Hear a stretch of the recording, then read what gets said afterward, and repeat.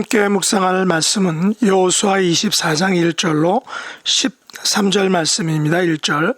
여호수아가 이스라엘 모든 지파를 세겜에 모으고 이스라엘 장로들과 그들의 수령들과 재판장들과 관리들을 부르매 그들이 하나님 앞에 나와 선지라.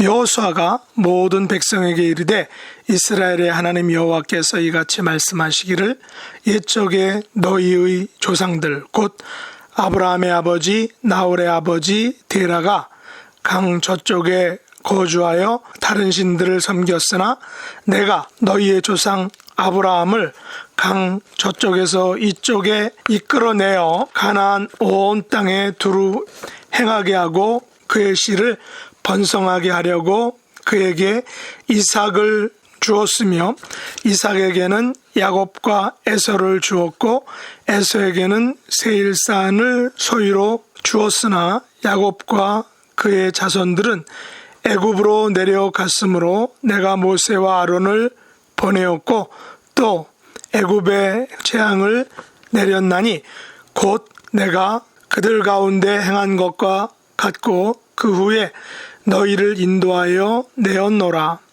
내가 너희의 조상들을 애굽에서 인도하여 내어 바다에 이르게 한즉 애굽 사람들이 병거와 마병을 거느리고 너희의 조상들을 홍해까지 쫓아오므로 너희의 조상들이 나 여호와께 부르짖기로 내가 너희와 애굽 사람들 사이에 흑암을 두고 바다를 이끌어 그들을 덮었나니 내가 애굽에서 행한 일을 너희의 눈이 보았으며 또 너희가 많은 날을 광야에서 거주하였느니라. 내가 또 너희를 인도하여 요단 저쪽에 거주하는 아모리 족속의 땅으로 들어가게 하매 그들이 너희와 싸우기로 내가 그들을 너희 손에 넘겨주매 너희가 그 땅을 점령하였고 나는 그들을 너희 앞에서 멸절시켰으며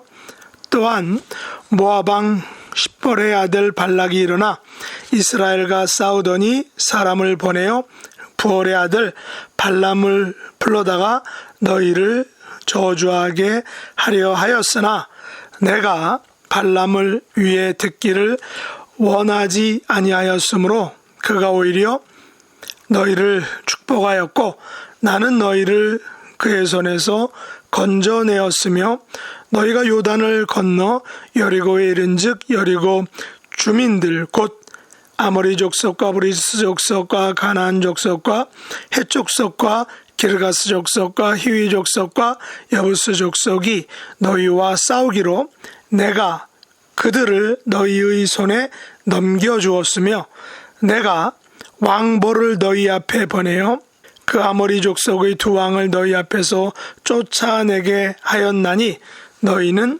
칼이나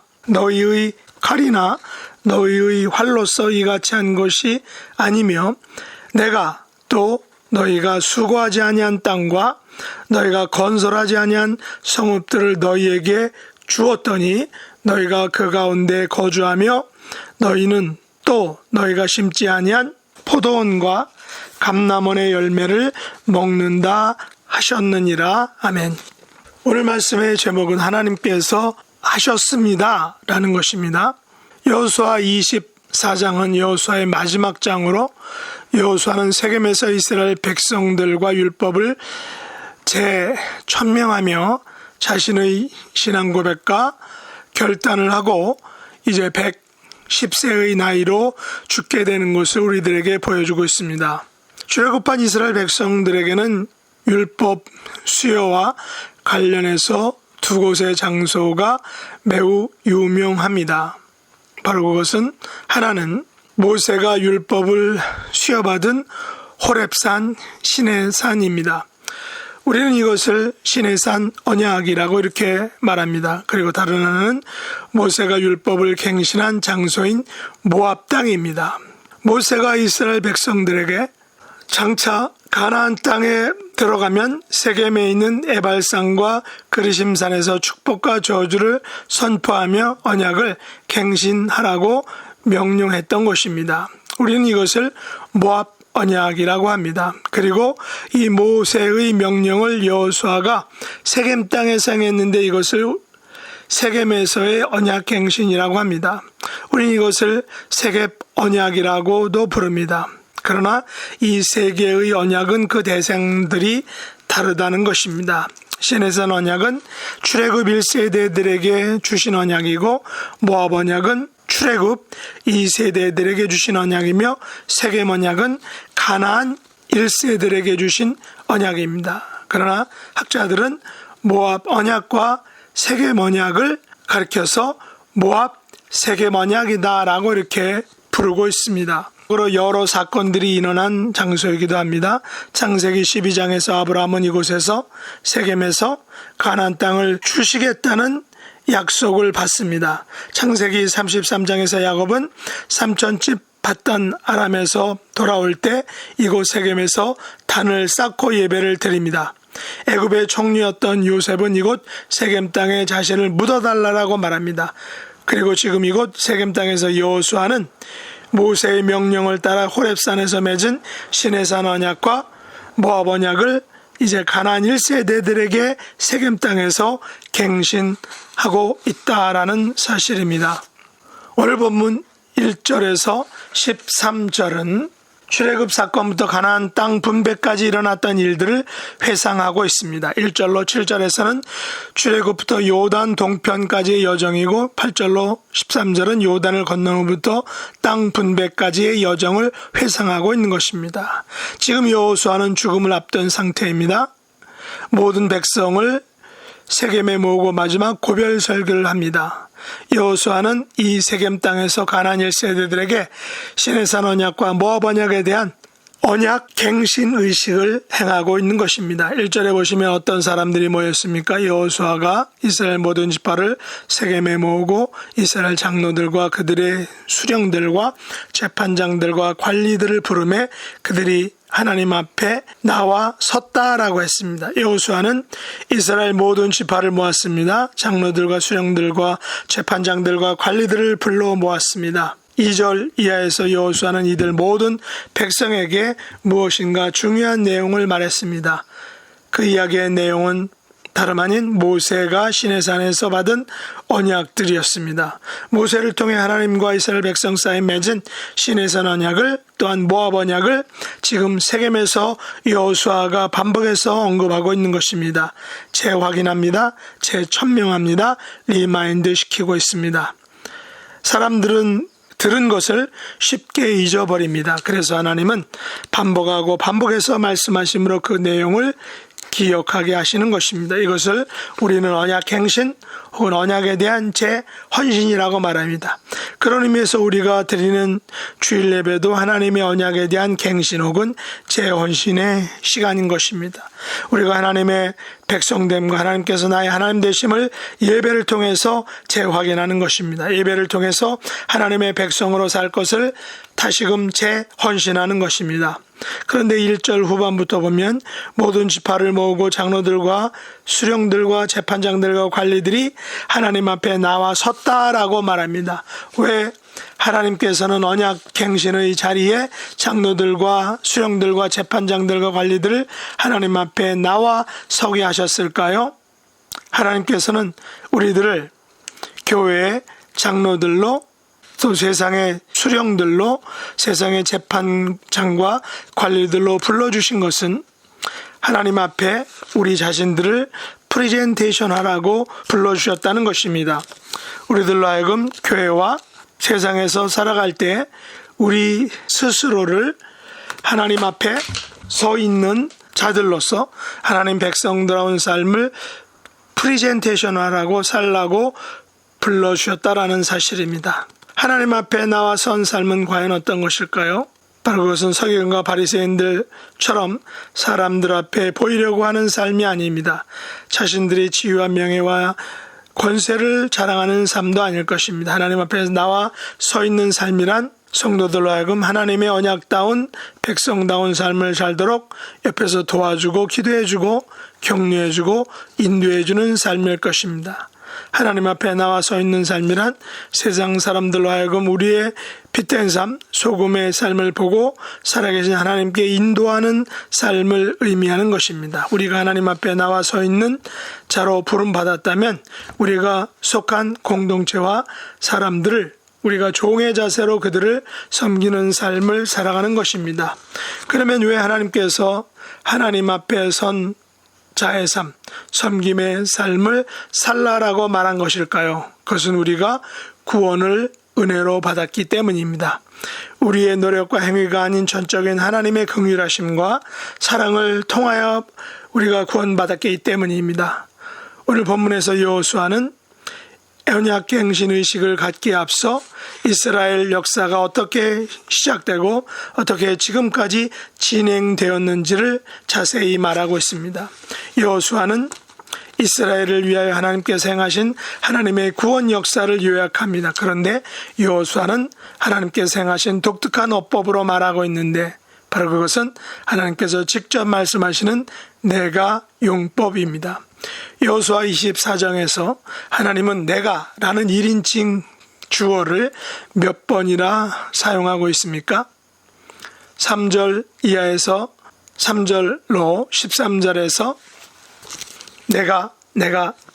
내가를 여러 번 사용하고 있습니다. 우선 3절로 8절까지 읽어보면 내가 너희의 조상 아브라함을 강 저쪽에서 이끌어내어 가나안 온 땅에 두루 행하게 하고 그 씨를 번성하게 하려고 그에게 이삭을 주었으며 이삭에게는 야곱과 에서를 주었고 에서에게는 세일산을 소유로 주었으나 또 5절에서 내가 모세와 아론을 보내었고 또 애굽에 재앙을 내렸으니 곧 내가 그들을 가운데 행한 것과 같고 그 후에 너희를 인도하여 내었노라.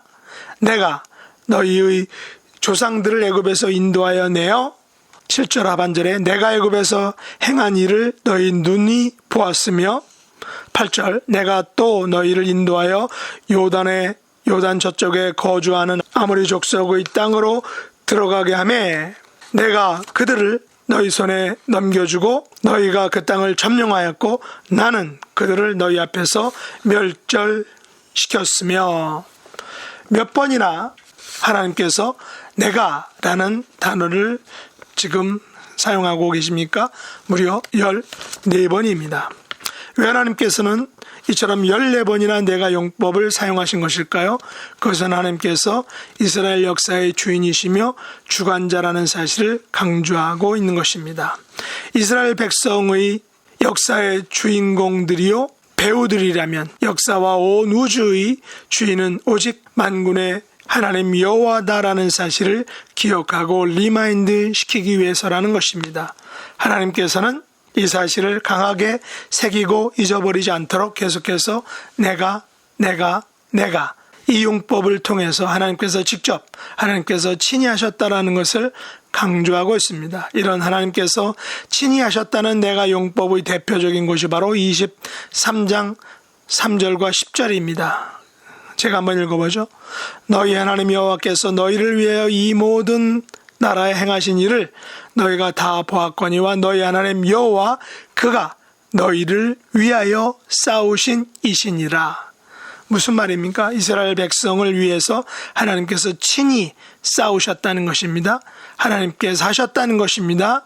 이것이 바로 여호수아 전체의 주제이다라는 것입니다. 그런 의미에서 가나안 정복 전쟁은 이스라엘 전쟁이 아니라 바로 하나님의 전쟁입니다. 이스라엘이 계속해서 승리를 거둔 것은 그들의 전술이나 무기 때문이 아니라 그들의 승리는 하나님께서 그들을 위해서 친히 싸워주셨기 때문입니다. 모든 전쟁은 하나님께서 친히 하셨다는 것입니다. 사실 출애굽한 이스라엘은 군사작전도 전쟁 무기도 군량미도 없었습니다. 하나님께서 친히 그들의 작전과 무기와 군량미를 공급해 주셨습니다. 하나님께서 하셨다는 것입니다. 그래서 어디를 가든지 누구를 만나든지 승리할 수 있었던 것입니다. 오늘 본문에서 하나님은 1인칭 주어 내가를 14번이나 반복적으로 사용하시면서 이 모든 역사의 주관자, 역사의 인도자, 역사의 운행자는 오직 하나님 한 분이다라는 사실을 말씀하고 있는 것입니다. 그러나 이스라엘 백성들은 이 원리와 이 사실을 무시하죠. 하나님이 아닌 그들의 힘으로 해보려고 했다라는 것입니다. 그 대표적인 예가 아이성 전투입니다. 난공불락인 성인 여리고는 내가 용법, 하나님께서 섰다라는 그 용법으로 통해서 승리했지만 조그만 아이성은 하나님이 아닌 그들의 용법, 그들의 힘을 의지하다가 그들은 망하게 된 것입니다. 실패하게 된 것입니다. 말씀을 맺겠습니다. 우리의 구원도 마찬가지죠. 성경 에베소서 2장 8절에 보면 너희는 그 은혜를 인하여 믿음으로 말미암아 구원을 받았나니 이것은 너희에게서 난 것이 아니요 하나님의 선물이라고 했습니다. 지금 우리가 누리는 구원과 안식은 전적인 하나님의 은혜요 선물이다라는 것입니다. 하나님은 오늘 말씀에서 우리 자신이 무엇을 할 수 있다라는 생각이 아니라 하나님께서 해주셨다라는 그런 믿음의 고백을 우리들이 고백하기를 원하신다는 것입니다. 우리가 지난 한 주간의 삶을 돌아보면, 지난 한 해의 삶을 돌아보면, 더 나아가서 20년, 30년, 40년, 50년, 60평생을 돌아보면 내가 잘나서 지금까지 온 것이 아니라 오직 하나님께서 인도해 주시고 하나님께서 지켜주시고 하나님께서 능력 주셔서 건강하고 평안하게 지낼 수 있음을 고백하지 않을 수 없다라는 것입니다. 내가 지금까지 지내온 것은 하나님께서 하셨기 때문이다라는 것입니다. 우리의 가족이 지금까지 살아갈 수 있었던 것은 하나님께서 친히 하셨기 때문이다라는 것입니다. 나의 생업이 지금까지 유지되는 것은 하나님께서 하셨기 때문이다라는 것입니다. 그래서 바울은 이렇게 고백했죠. 내가 나에 된 것은 하나님의 은혜로 된 것이니 내게 주신 그의 은혜가 헛되지 아니하여 내가 모든 사람들보다 더 많이 수고하였으나 내가 한 것이 아니요 오직 나와 함께 하신 하나님의 은혜로다라고 고백했습니다. 오늘 하루도 나와 함께 하시는 하나님의 은혜를 충만하게 경험하고 누리시는 복된 하루의 삶이 될 수 있기를 예수님의 이름으로 축복합니다. 기도하겠습니다. 하나님 아버지, 하나님께서 친히 우리를 위하여 싸워주신 것을 감사합니다. 저희들의 남은 생애가 나와 함께 하시는 하나님의 은혜를 누리는 복된 생애가 되게 하여 주옵소서. 주님의 몸된 교회 공동체와 세상 속에서 하나님께서 기뻐하시는 하나님의 백성된 삶을 보여주고 나타내는, 그래서 세상을 하나님께로 인도하는 삶을 살게 하여 주옵소서. 이를 위하여 세우신 새생명선교교회와 모든 성도님들을 축복해 주옵소서. 이곳에서 하나님의 은혜와 축복이 넘쳐 흐르는 축복의 근원지가 발원지가 되게 하여 주시옵소서. 예수님의 이름으로 간절히 기도드리옵나이다. 아멘. 하늘에 계신 우리 아버지여, 이름이 거룩히 여김을 받으시오며 나라의 임하옵시며 뜻이 하늘에서 이룬 것 같이 땅에서도 이루어지이다.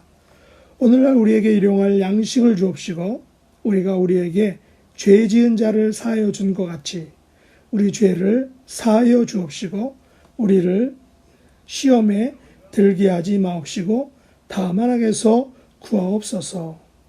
대개 나라와 권세와 영광이 아버지께 영원히 싸움나이다. 아멘.